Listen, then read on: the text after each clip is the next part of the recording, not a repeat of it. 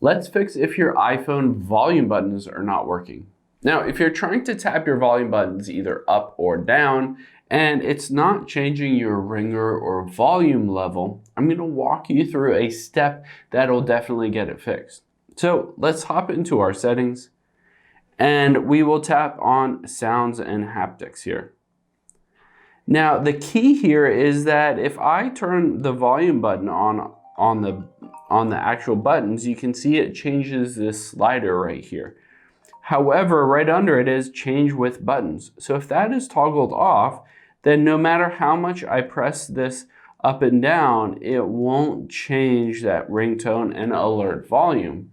So I need to turn that on, change with buttons, and now I can adjust that just with the buttons, tapping the buttons up or down. Of course, if you go through these steps and they still don't work, I recommend just restarting your phone, tapping the volume up and power button, and sliding to power off your phone.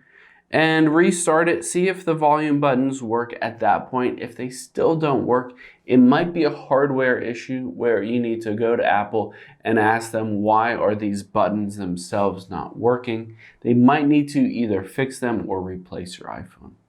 Hope this helps. Thanks for your time today, and I'll see you on the next one.